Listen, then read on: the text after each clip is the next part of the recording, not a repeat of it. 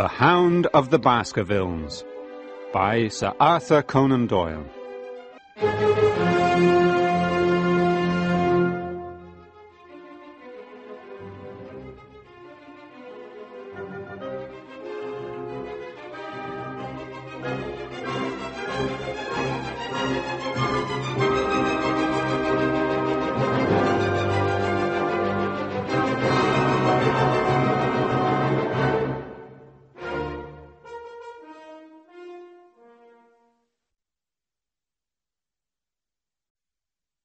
Chapter 1.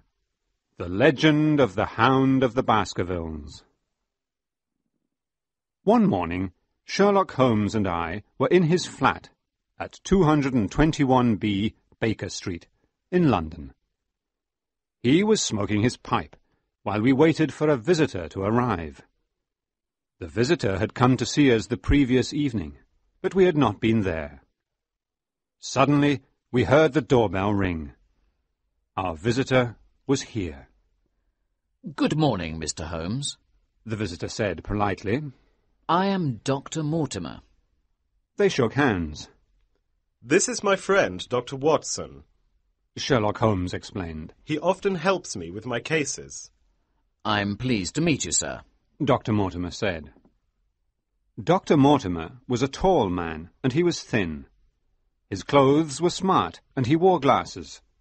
He was a young man, but looked older because he was worried. "I need your advice, Mr. Holmes," he said very seriously. "Tell us all about it," Sherlock Holmes said kindly. "We'll help you if we can." Dr. Mortimer took some papers out of his pocket. "A man named Sir Charles Baskerville died about 3 months ago," he began. "He died in a horrible way, as perhaps you know from the newspapers. Before he died, he gave me these papers.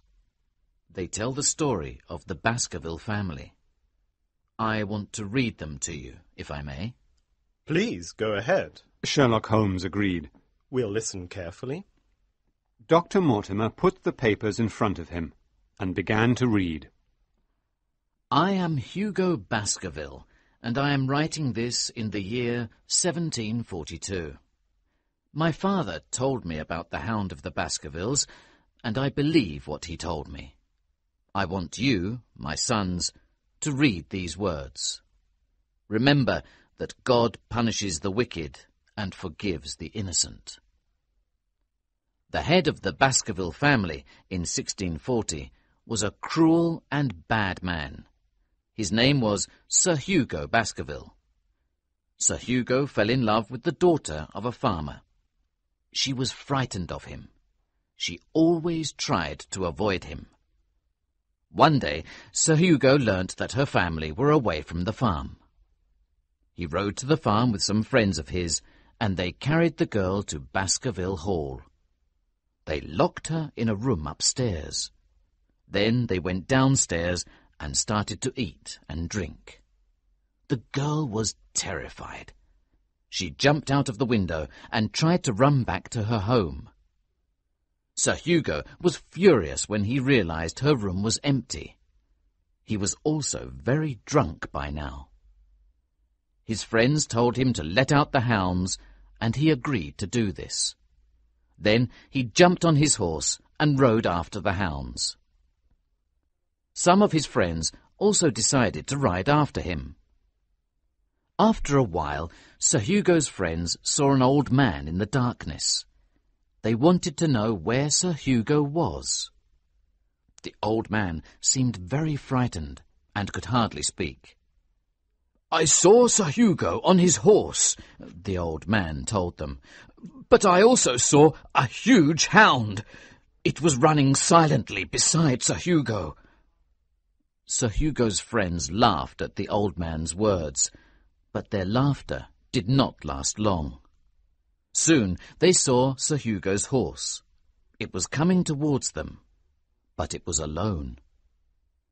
The men now rode deeper into the moor in order to find their friend. They found the hounds at the edge of a deep valley. Baskerville hounds are usually very courageous, but these ones seemed terrified. They did not want to go further into the valley. A few of Sir Hugo's friends went into the valley. They saw 2 great stones on the ground there. The farmer's daughter lay near one of these stones. She was dead. Sir Hugo was on the ground next to her. The men were frightened now because there was an enormous hound standing over Sir Hugo. The hound moved forward and tore out Sir Hugo's throat. Then it turned slowly towards the men. It was the biggest hound they had ever seen. Its eyes and body shone in the darkness. The men galloped away. One of them died of fright when they reached Baskerville Hall. The other 2 went mad because of what they had seen that night. That was the first time that the hound appeared. Other Baskervilles have died in strange ways because of that hound. That is why you, my sons, must never cross the moors at night. Dr. Mortimer stopped reading and looked at Sherlock Holmes. What do you think? Dr. Mortimer asked anxiously. It's a good story to frighten children, Sherlock Holmes replied. There's more, Dr. Mortimer told him. He took a newspaper article out of his pocket and began to read to us again. Sir Charles Baskerville died very suddenly. He spent only 2 years at Baskerville because he lived most of his life abroad. He was a good man, and he behaved very generously to the poor. We will all miss him. People are saying strange things about Sir Charles's death. These strange things are not true. Sir Charles died because he had a weak heart. Dr. Mortimer says that his heart had been weak for a long time. The facts of the death are simple. Every evening, Sir Charles walked in the gardens around the house. His favourite walk was along the yew alley near the house. He went there, as usual, on the evening of the 4th of June to smoke a cigar. His butler, Barrymore, was upstairs in Sir Charles's room. Sir Charles wanted to go to London the next day. When Sir Charles did not come back to the house, Barrymore went into the garden to look for him. He followed his master's footprints in the wet earth. They went from the house, along the yew alley, to a gate which opens onto the moors. The footprints stopped at the gate. Barrymore found Sir Charles's body near there. Barrymore said that his master's footprints were complete until he reached the gate. Then they were not complete. Barrymore thought that Sir Charles was walking on his toes. The new head of the Baskerville family is Sir Henry Baskerville. He is living in America at present, but the lawyers hope that he will come back to England when he hears the news. Chapter 2. The Death of Sir Charles Baskerville. The newspaper tells the story like that, Dr. Mortimer explained to us. I read it at the time. Sherlock Holmes admitted. Now I want you to tell us what really happened, Dr. Mortimer. Tell us everything that the newspaper did not say. I'm a man of science, Dr. Mortimer said. And there are certain things I cannot believe. Besides, I did not want to tell a story that would frighten the new heir to Baskerville Hall. That is why I said nothing to the newspaper reporters. But I will tell you everything, Mr. Holmes. Sir Charles was very frightened about something. He believed the stories about the Hound of the Baskervilles. He always asked me questions about it. He said that he heard strange noises at night. He never went out of the house when it was dark, except to walk a little way along the yew alley. One night, about 3 weeks before he died, I found him standing outside the house. He was shaking with terror. He said there was an animal among the trees. I looked and saw an animal there. I thought it was a small cow. I tried to find it, but it disappeared. When I came back to the hall, Sir Charles was still very anxious. I stayed with him that night. It was then that he gave me the papers about the family history. Barrymore found Sir Charles's body. He said that the only footprints near Sir Charles's body were Sir Charles's, but he was wrong. I found some other footprints near the body. A man or a woman? Sherlock Holmes asked excitedly. A hound. The doctor replied quietly. A large hound. They were quite clear. Sherlock Holmes was very attentive now. No one else saw the hound footprints, he commented. Why was that, do you think? The hound prints were not very close to Sir Charles's body. Dr. Mortimer explained. I was the only person who examined the area carefully. What about a sheepdog? Asked Sherlock Holmes. Sheepdogs do not have such big prints. The doctor told him. And the prints were not very close to the body? Asked Sherlock Holmes. No, they were about 20 yards from Sir Charles. Tell me about the yew alley. Sherlock Holmes said to the doctor. There are 2 yew hedges. Dr. Mortimer explained. The hedges are about 9 feet high. There is a path between the 2 hedges. The path has grass at the sides, and there is gravel in the middle. And the gate? Where is the gate? The gate is in one of the hedges. The doctor told him. Is it possible to reach the moor by any other way? Sherlock Holmes wanted to know. No, you have to go through the gate to reach the moors. I see, said Sherlock Holmes thoughtfully. Then you can only enter yew alley through the house or through the gate. Is that right? No. The doctor corrected him. There is a summer house at the end of the alley. You can leave the alley that way. Did Sir Charles reach the summer house, Dr. Mortimer? We found his body about 50 yards away from the summer house. The doctor confirmed. And now the footprints, Sherlock Holmes said. You say that these were on the path and not on the grass. Is that right? That's right. They were on the same side of the path as the gate that opens onto the moor. Very interesting, Sherlock Holmes said softly. What about the gate itself? Was it open or closed? It was closed and locked. Dr. Mortimer informed him. Is it a tall gate? Sherlock Holmes wanted to know. No, said the doctor. A man could easily jump over it.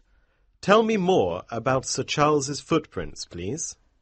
I think Sir Charles stood near the gate for some time. Dr. Mortimer said.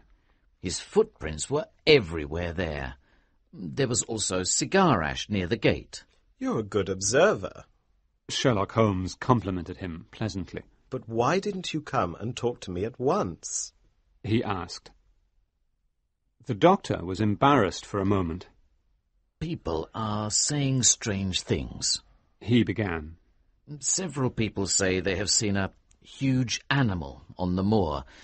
They say it is very large, and that it has a strange light. These are sensible, ordinary people, Mr. Holmes. I believe they are telling the truth. I didn't know what to do. But you're a man of science, Sherlock Holmes cried. You can't believe in these supernatural stories, surely. I don't know what I believe. The doctor admitted quietly. All I know is this. The hound that killed Sir Hugo in 1640 was a supernatural beast.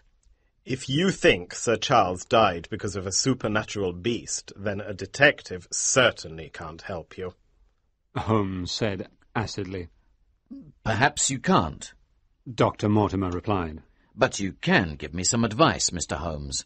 Sir Henry Baskerville arrives in London today. I want to protect him. Why can't he go to Baskerville Hall? Asked Holmes. It's too dangerous for the Baskervilles to be at the Hall. Dr. Mortimer cried desperately. Very well. Holmes told him. Go and meet Sir Henry. Bring him to me here tomorrow morning at 10 o'clock. Mortimer left the flat. Holmes and I spent the day apart. When we met later, he asked me a couple of questions about the case. Why do you think Sir Charles's footprints changed in the yew alley, Watson? Dr. Mortimer said they were complete at the beginning of the alley, but he could only see the toes at the end. What do you think, Holmes? I replied. Sir Charles did not walk down the alley on his toes. Holmes said decisively. He ran. He was frightened. He ran away from something. That's why Dr. Mortimer only saw the toe prints on the path. He was silent for a moment. There's another question, he went on. Sir Charles was near the gate in the yew alley. Why did he wait there? Who was he waiting for, I wonder? I looked at my friend Holmes. He seemed pleased. He was always pleased when a case was difficult. He enjoyed thinking. Now he lit his pipe and prepared to think out the problem of the Hound of the Baskervilles. Chapter 3. A Mysterious Man in a London Taxi. Dr. Mortimer and Sir Henry Baskerville arrived at the flat at 10 o'clock the next morning. Sir Henry was a small, strong-looking man. I'm happy Mortimer arranged this meeting, he told Sherlock Holmes. I received this letter this morning. He handed the letter to Sherlock Holmes, who read it aloud. Don't go to the moor. Your life is in danger. What does it mean? Sir Henry asked Holmes. Have you anything else to tell me? Sherlock Holmes asked him. Not really, Sir Henry replied. But something strange happened at my hotel last night. I left my shoes outside the room for the boots to clean them. When I woke up this morning, there was only one shoe outside the room. It's annoying because the shoes are new. I've never worn them. Sherlock Holmes then explained the Baskerville family story to Sir Henry. Now we need to decide whether it is too dangerous for you to go to Baskerville Hall, he said. Baskerville Hall is my family house, Sir Henry replied angrily. No one will stop me from going there if I want to. Why don't you join me for lunch in 2 hours at my hotel, and we can discuss the whole matter? Dr. Mortimer and Sir Henry walked out of the flat. Quick, Watson, Sherlock Holmes cried. I want to follow them. Sir Henry may be in danger. We followed the two men without difficulty. Suddenly, Holmes touched my arm. He pointed to a taxi that was going along the road near the doctor and Sir Henry. There was a passenger in the taxi, a man with a black beard. The passenger saw us and ordered the driver to move away quickly.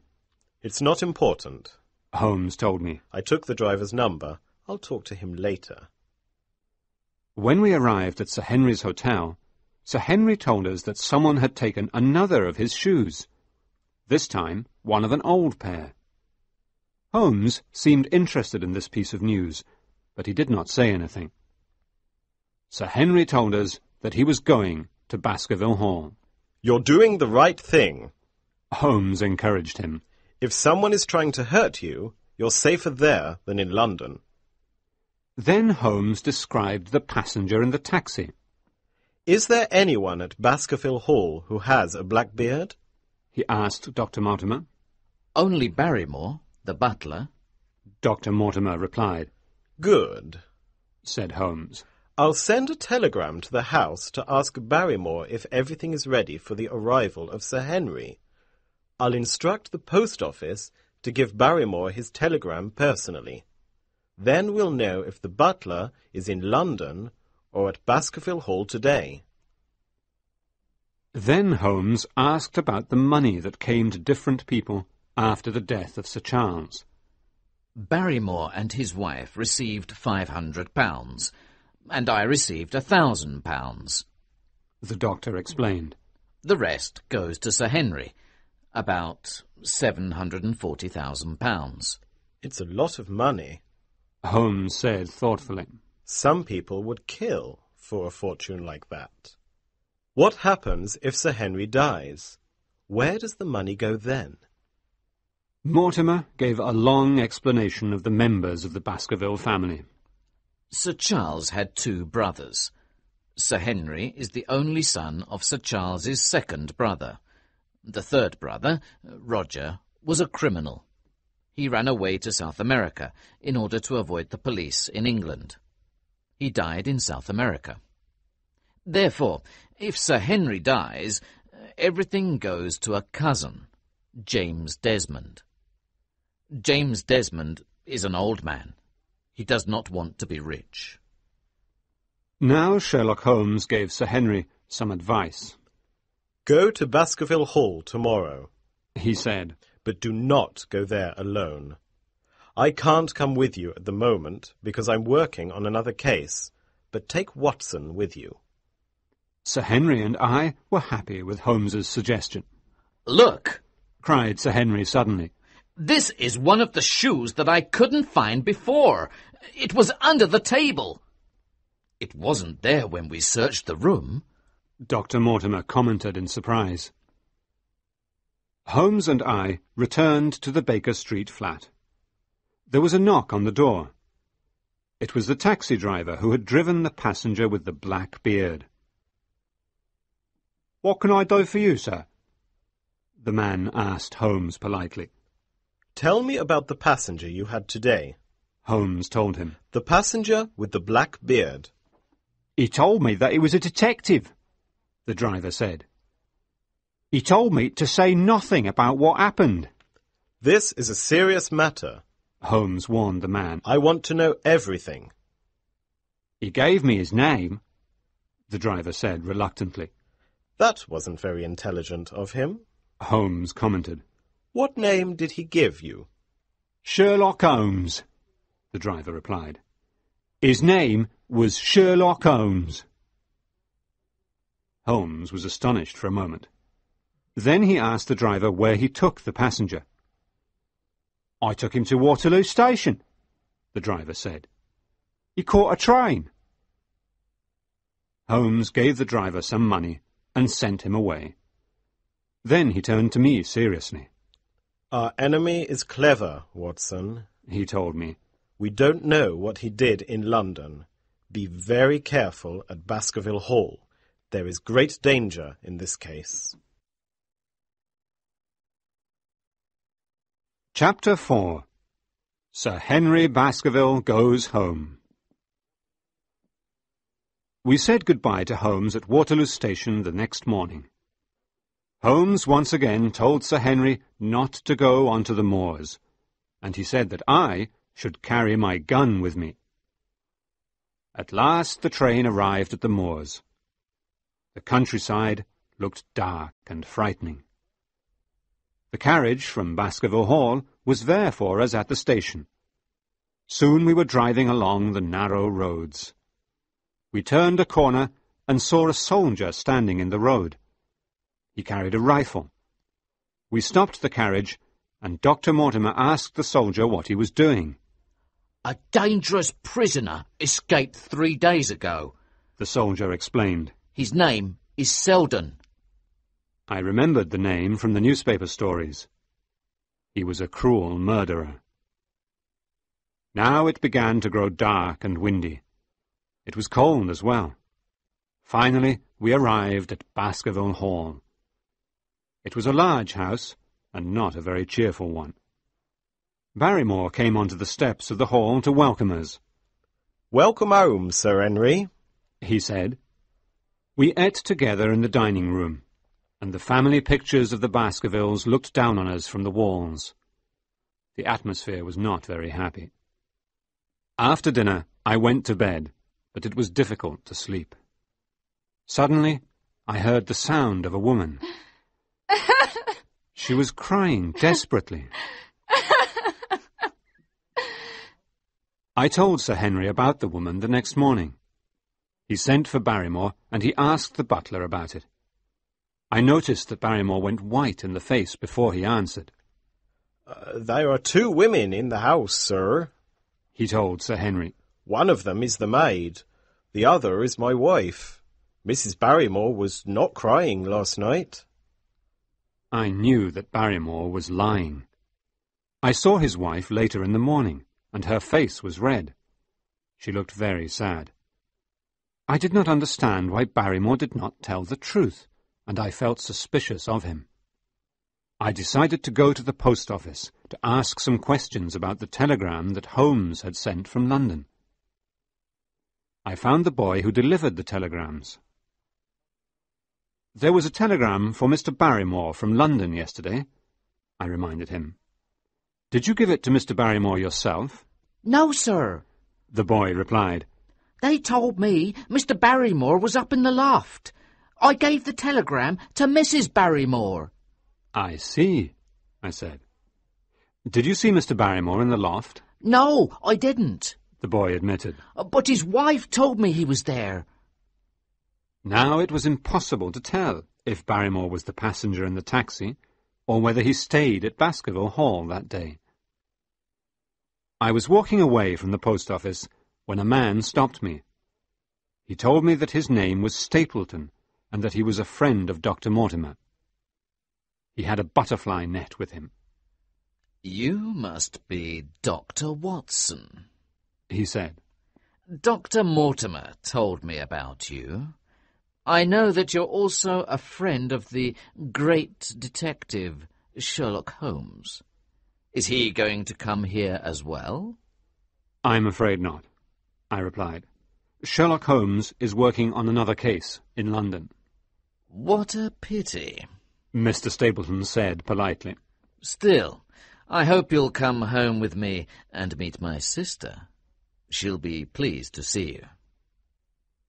I accepted Mr. Stapleton's invitation. We walked to his house together. Stapleton told me a little about himself. He said that he and his sister had moved to the moors 2 years ago. He liked the moors, he said. "Look over there," he pointed. "That place is called Great Grimpen Marsh. If an animal or a man goes there, they never come out. The ground is very soft, and they sink down inside it. But I know how to cross the moors safely," he told me proudly. "There are some paths among the marshes." While Mr. Stapleton was talking, I saw a horse on the edge of the marsh. The poor animal was half under water. It struggled furiously to get free, but the water closed over its head. "Another one dead," Stapleton commented sadly. "It happens all the time on the moors, Dr. Watson." Then we heard a terrible cry over the marshes. It was a very deep and sad cry. I looked at Stapleton in surprise. "What was that?" I asked him. "People say that is the Hound of the Baskervilles," he told me. "You don't surely believe in the stories about the Hound of the Baskervilles, Mr. Stapleton?" I asked him in surprise. "You're an educated man." "I think it was a bird. There are some very rare birds on the moors." Just then a butterfly flew past us. Mr. Stapleton ran after it with his net. He ran straight onto the marsh. He was not afraid. I was watching him when a beautiful young woman with dark skin and eyes came up to me. "Go back to London," she said quietly. "Shh! Don't say a word. My brother's coming back." Mr. Stapleton came off the marsh and joined us. He did not seem pleased that we were talking together. "Hello, dear," he said to his sister. "I see that you have met our guest." "Yes," she replied. "I told Sir Henry that the marsh is not very beautiful at this time of year." "I'm not Sir Henry," I corrected her. "I'm Dr. Watson, a friend of his." The woman looked embarrassed. "Please forget what I told you," she said very quietly. The three of us walked to their house, Merripit House. Stapleton talked about his love for the moors. He told me about the animals and plants that fascinated him in that part of the country. We talked together for a while, and then I left them to go back to Baskerville Hall. Miss Stapleton was waiting for me, further down the road. Please forget what I said. She said again. I did not mean anything terrible. But do you believe Sir Henry is in danger? I asked her. I believe in the story of the Hound of the Baskervilles. She told me. That is why I said what I did. Why didn't you want your brother to hear what you said? I persisted. My brother wants Sir Henry to live at Baskerville Hall. She explained. He does not want Sir Henry to go away because of these silly stories. That's why he does not want me to talk about the Hound of the Baskervilles. Chapter 5. Mr. Stapleton and his sister. Mr. Stapleton came to Baskerville Hall to meet Sir Henry, and the two men became friends. We all met every day. I noticed that Sir Henry was in love with Miss Stapleton. Her brother did not seem to like this, and he tried to keep them apart. I met a friend of Sir Henry's called Frankland. Frankland was an old man who loved two things. He loved to argue, and he loved to study the moors through a large telescope. Frankland was sure that he could detect the escaped prisoner Selden with his telescope. I woke up very late one night because I heard a noise outside my bedroom. I got up very quietly and opened the door. Barrymore was in the corridor with a candle in his hand. He went into an empty bedroom and stood near the window. He held the candle against the glass. I went back to my own room. He did not see me. I told Sir Henry the next morning about Barrymore. Tonight we'll follow him together, Sir Henry decided. I want to find out what he's doing. That night we followed Barrymore. He went into the same empty bedroom with a candle. Again he stood near the window with the candle in his hand. What are you doing, Barrymore? Sir Henry asked sternly. Barrymore was surprised to see Sir Henry and me. I wanted to be sure the window was closed, sir.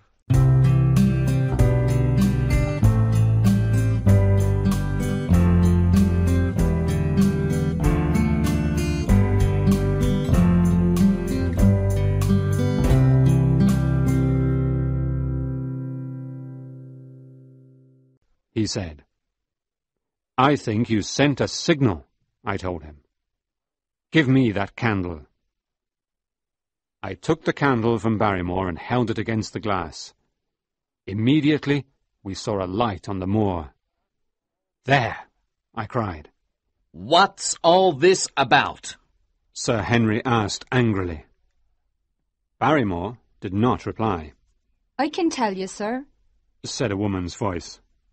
We turned to see Mrs. Barrymore behind us. It's my poor brother out there on the moors. He's the escaped prisoner. We show him the light when we have food ready for him. He shows us where to put the food with his light. Sir Henry thought for a moment. Then he spoke to Barrymore. You're trying to help your wife, he said. I cannot blame you for that. Go to bed now, and we'll talk about this tomorrow. Barrymore and his wife went to their room. Let's see if we can catch this Selden, Sir Henry suggested. He's out on the moor somewhere. Sir Henry and I left the house together. We walked towards the point where we had seen the light on the moor. Suddenly, we heard the very deep and sad cry. Sir Henry looked afraid for a moment, but he continued walking. Soon we came to the place where the light was. There was a candle on a rock. We saw a man behind the rock. He had a terrible face. When he saw us, he began to run away. Selden! Cried Sir Henry. We ran after him, Selden ran very quickly, and we could not catch him. Then a strange thing happened. There was a moon that night, and we saw another man in the moonlight. He was standing on top of a small hill. He seemed to watch Selden, Sir Henry, and myself. Who was this mysterious stranger? Was he a friend or an enemy? I decided to take Sir Henry back to Baskerville Hall immediately for his own safety. The next morning, Sir Henry and Barrymore spoke about Selden. Sir Henry wanted to catch him and give him to the police, but Barrymore wanted him to go free.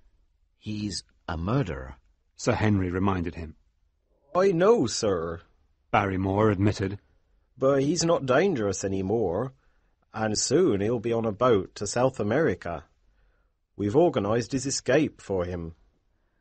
Very well, Barrymore. I won't look for him again. Sir Henry promised.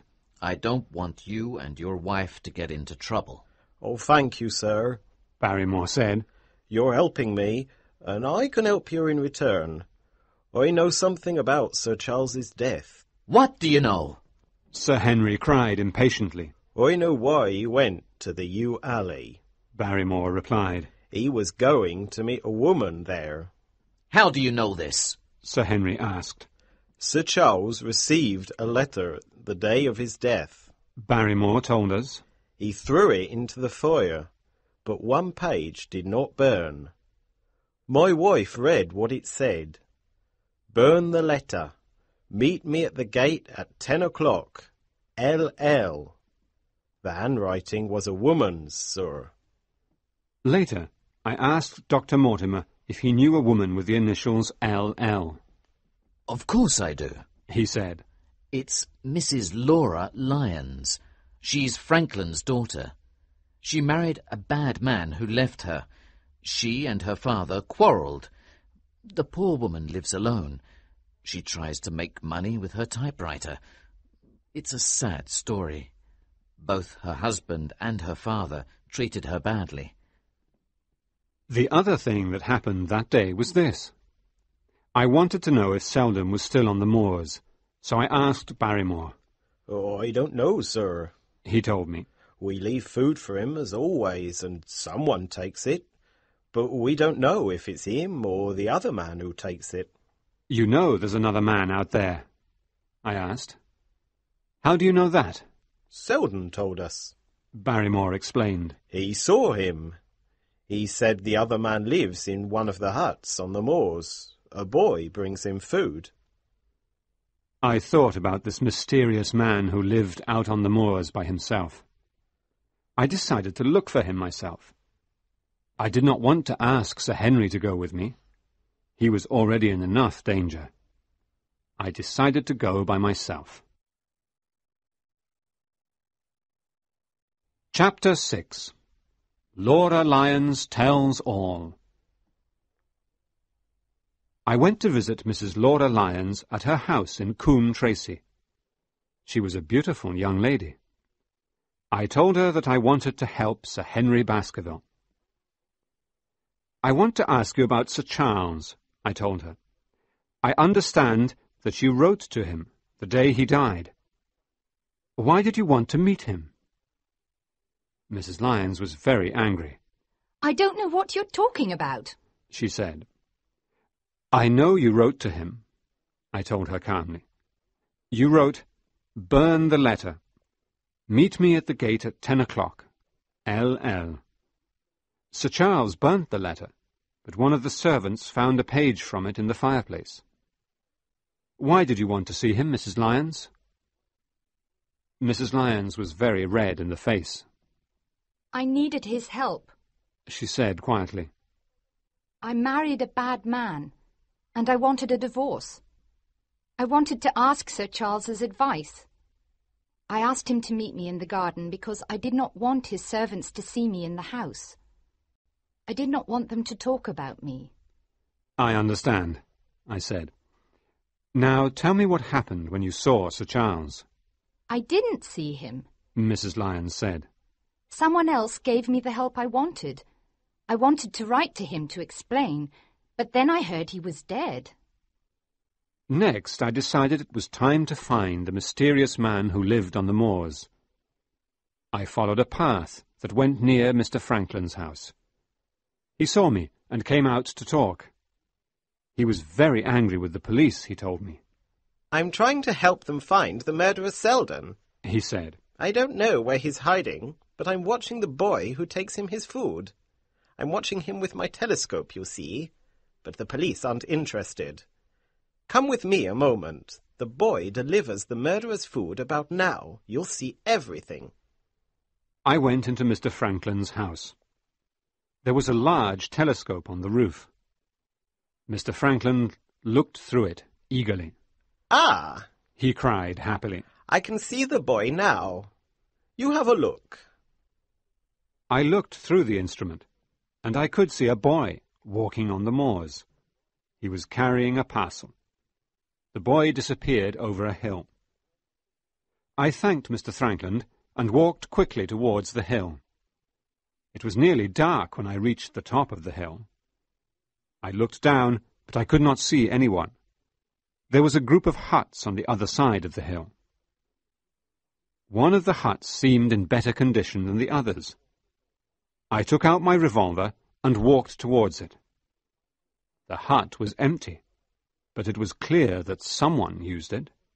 There were some blankets on the floor and some pots for cooking.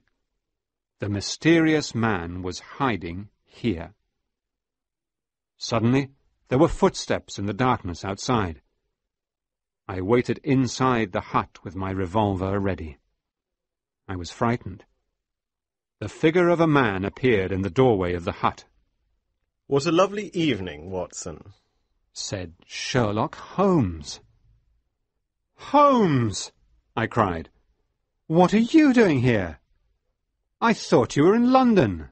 I wanted you to think that, he told me. We have a dangerous enemy here, and I did not want you to know where I was. Then we began to discuss the case together. Did you know that Mrs. Laura Lyons and Stapleton are very good friends? He asked me. I wonder if Stapleton's wife knows about their friendship. Stapleton hasn't got a wife, I interrupted him. He lives with his sister. He tells everyone that she is his sister, Holmes told me. But I've checked. She's really Mrs. Stapleton. Why did Stapleton let Sir Henry fall in love with his wife? I asked. Stapleton wanted to be close to Sir Henry, Holmes explained. Having a beautiful sister made that possible for him, don't you see? So Stapleton's the enemy, I guessed. He's the man who followed us to London, and his wife wrote the warning note to Sir Henry. Yes, agreed Holmes. But why are Stapleton and Mrs. Lyons good friends, if Stapleton already has a wife? I asked him. Mrs. Lyons does not know that Stapleton is already married, Sherlock Holmes told me.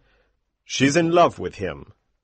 She wants a divorce because she wants to marry him, and he pretends that he wants to marry her. I think she'll help us when she knows the whole truth. And what about Stapleton? I asked my friend. What does he want?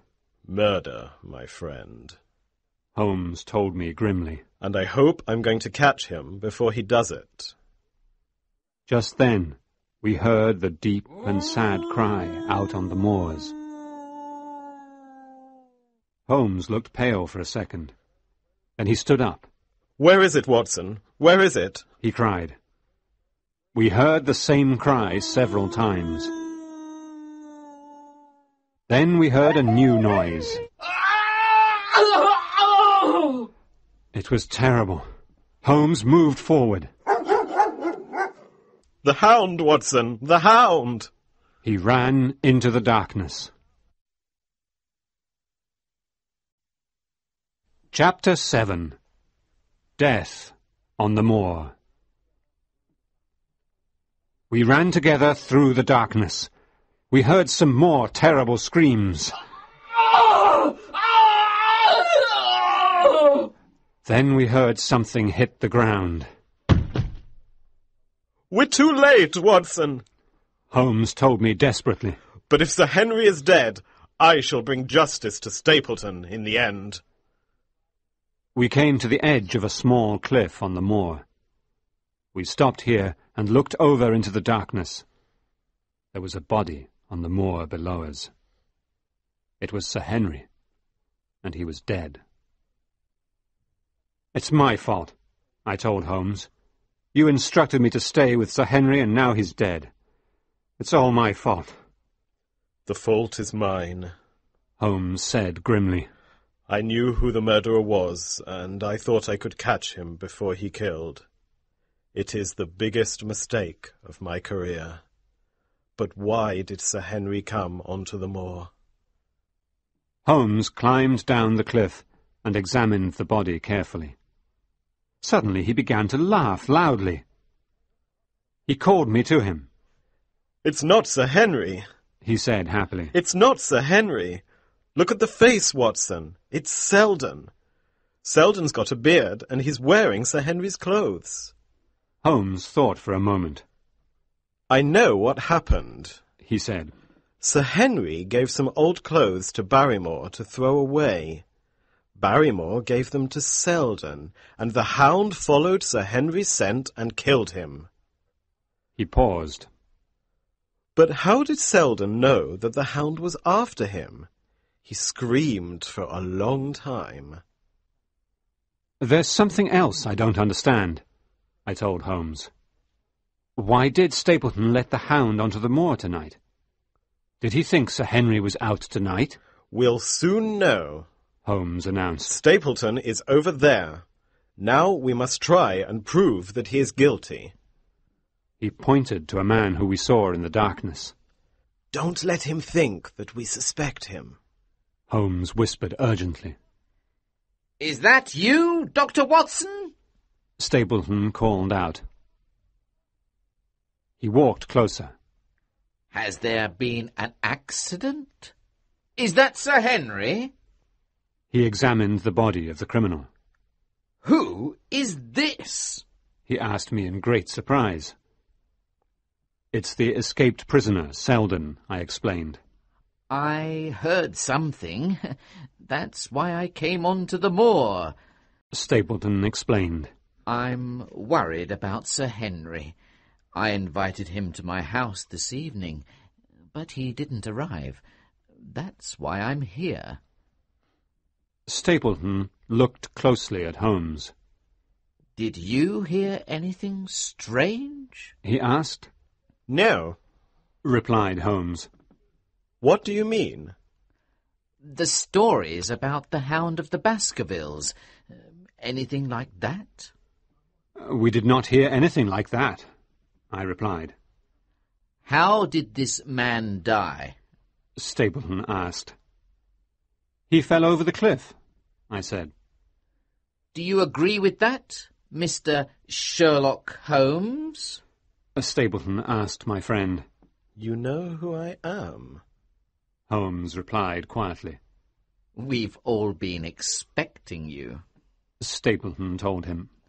We know that you and Dr. Watson are close friends. Selden's death is a sad event, but it will not stop me returning to London tomorrow, Holmes said. Will you tell us about the strange things here on the moors? Stapleton asked him. This is not a good case for me, Holmes replied. There are a lot of stories about supernatural hounds, but a detective needs facts, not stories. Stapleton studied my friend's face. Holmes seemed to be telling the truth. I must go home, gentlemen, he told us. He walked away into the darkness. Holmes and I walked back to Baskerville Hall. We still have no evidence against Stapleton, Holmes reminded me. Sir Charles died because of his heart, and Selden fell over the cliff. Don't say very much to Sir Henry about Selden's death. Don't mention the Hound. I've got a plan for tomorrow, and I don't want Sir Henry to be anxious. He will need his courage tomorrow. I think you told me that he was going to the Stapletons' house for dinner tomorrow evening. That's right, I agreed. They invited me as well. I want him to go alone, Holmes said. Chapter 8. Holmes gives Sir Henry his orders. Sir Henry was very happy to see Sherlock Holmes when we arrived at Baskerville Hall.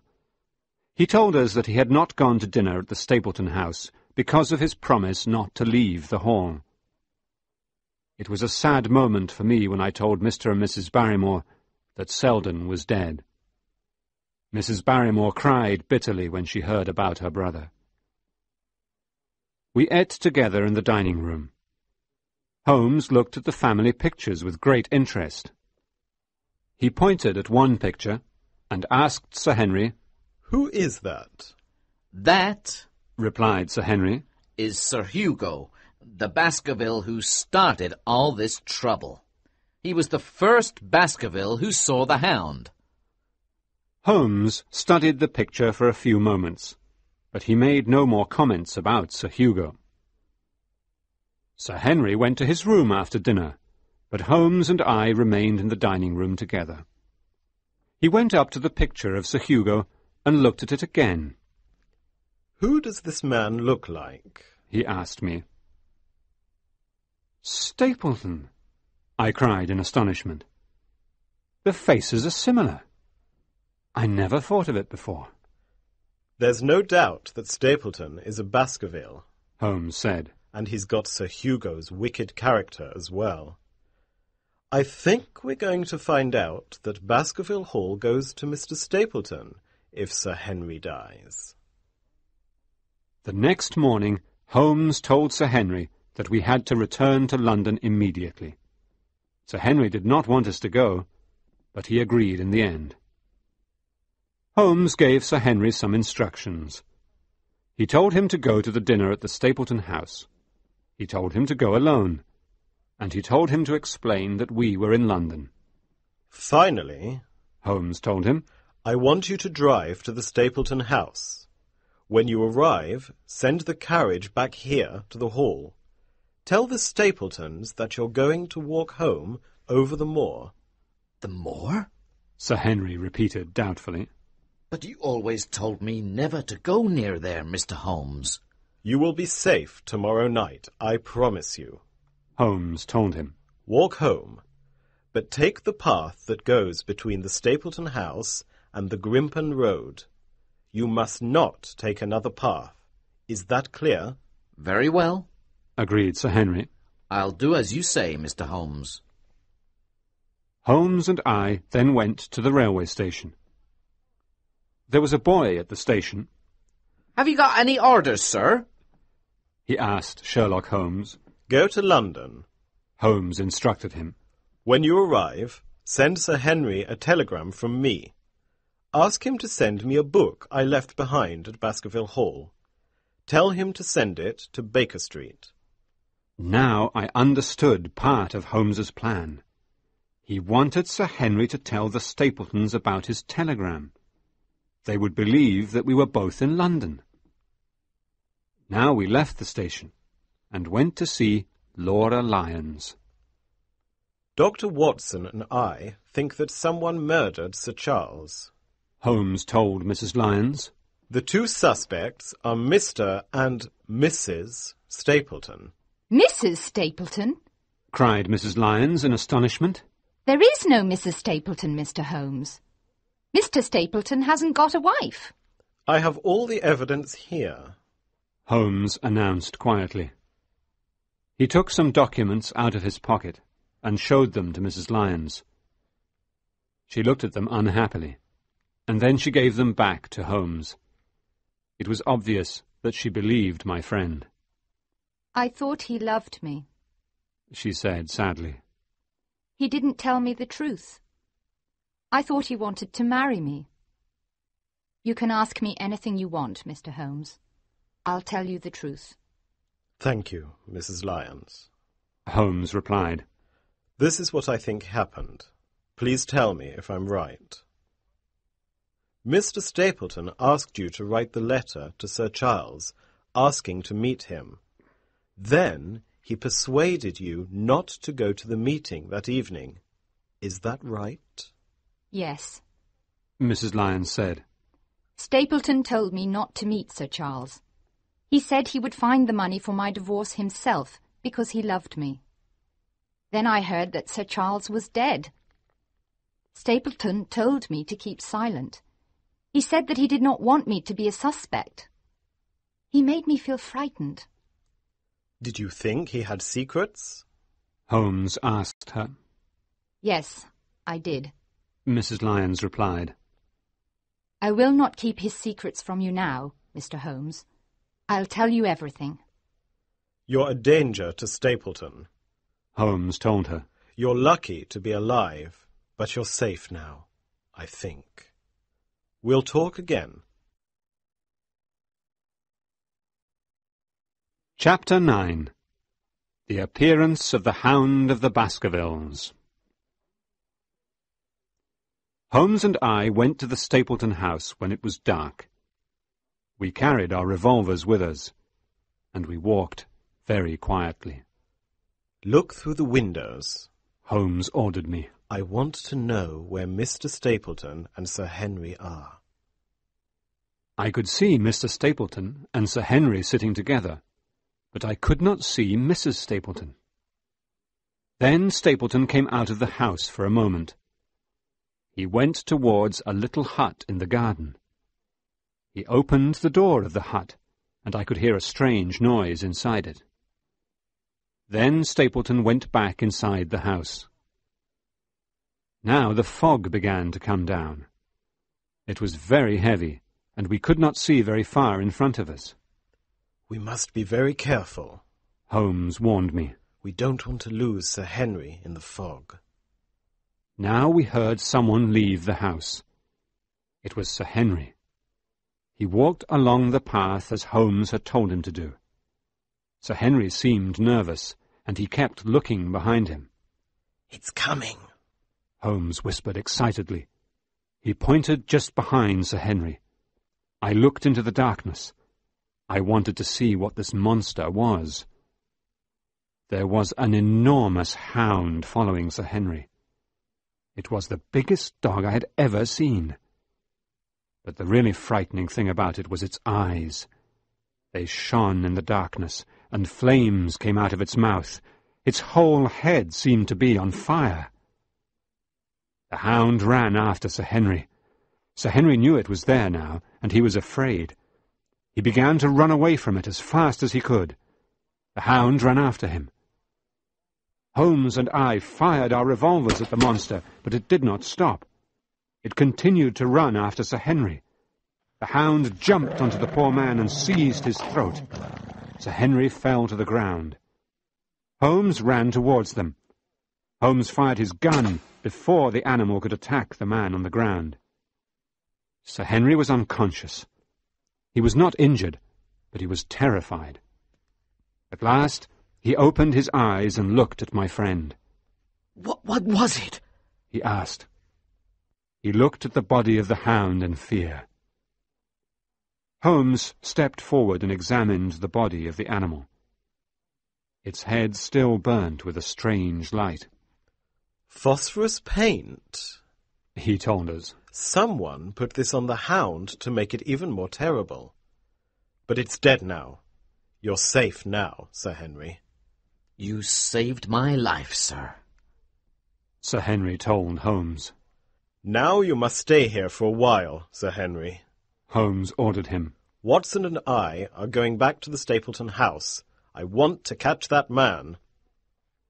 Holmes and I walked back to the Stapleton house through the fog. I don't think Stapleton will be there any more, my friend told me. But we must search the house. I'm sure he heard our revolvers. He knows Sir Henry is still alive. The door of the house was open, and we went inside. The rooms of the house downstairs were empty, and we climbed the stairs. The rooms here were empty as well, but there was one room that we could not open. "He's in here," I said.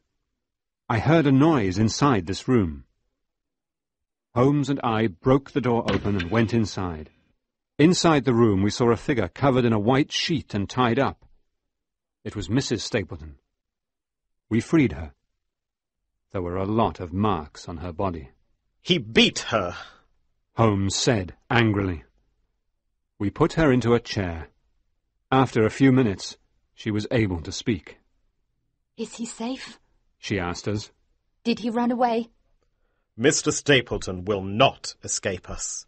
Holmes told her sternly. I'm not talking about my husband. Mrs. Stapleton said. I'm talking about Sir Henry. Is Sir Henry safe? Sir Henry is safe, and the Hound is dead, I told her. I'm glad. Mrs. Stapleton said. My husband is a very cruel man. Look what he did to me. She showed us the marks on her hands and arms. Where is he? Holmes asked her. There's an old house in the middle of the moor. She explained. That's where he kept the Hound. I'm sure you'll find him there. We can't go into the Grimpen Marsh tonight with all this fog. Holmes decided. We went back to Sir Henry and carried him to Baskerville Hall. He was very sad when he understood that the girl he loved was really Stapleton's wife. He became ill, and we sent for the local doctor. The next morning there was no fog, and Mrs. Stapleton took us into the Grimpen Marsh. We found the little house, but it was empty. All we found there were some old bones. Stapleton had used them to feed the Hound. We searched the moor all day, but we could not find Mr. Stapleton anywhere. All we saw was an old boot that had belonged to Sir Henry.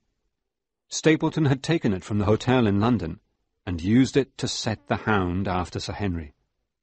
Stapleton lost his way in the fog. Holmes decided. He is dead, Watson. He sank in the marsh. I'm sure of it. Chapter 10. Holmes explains the case. Holmes and I returned to London. I still did not understand all the facts of the case, and I asked my friend to explain everything to me. I have spoken to Mrs. Stapleton, and she has explained things to me. Holmes told me. We know from the family pictures that Stapleton was a member of the Baskerville family. He was the son of Roger Baskerville, the criminal. Roger Baskerville died in South America, but he had a son, also called Roger, the man we knew as Stapleton. He married a beautiful young woman named Beryl Garcia. The couple came to England and pretended to be brother and sister instead of husband and wife. Stapleton knew that all the Baskerville property was his if Sir Charles and Sir Henry died, and he decided to kill them. He heard the story of the Hound of the Baskervilles, and he knew that Sir Charles believed in the old stories. Stapleton decided to buy a hound and hide it on the moors. It was easy to kill Sir Charles because he had a weak heart. He asked Laura Lyons to write the letter to Sir Charles to meet him in the garden one evening. At the last minute, he persuaded her not to go there. Stapleton wanted Sir Charles to be alone, so that he could frighten him to death with the hound. The rest was easy. When Sir Charles saw the hound with the phosphorus paint on his face, he died of fright. Then Stapleton came to London to follow Sir Henry and kill him there. He wanted one of Sir Henry's shoes to give to the hound. He knew the hound would follow the scent of Sir Henry's shoe. First of all, he took a new one, but it didn't work, as there was no scent. So he had to steal an old shoe. When he realized that I was helping Sir Henry, Stapleton decided to return to the moors. Everything began to go wrong for Stapleton when his wife refused to help him any more with his wicked plans to destroy the Baskervilles. That is why he beat her and left her in the house. Her love for him slowly turned to hatred as she understood the kind of man he really was. Holmes smiled at me. And now, Watson, I think there will be just time for us to go to the theatre tonight. Our case is closed.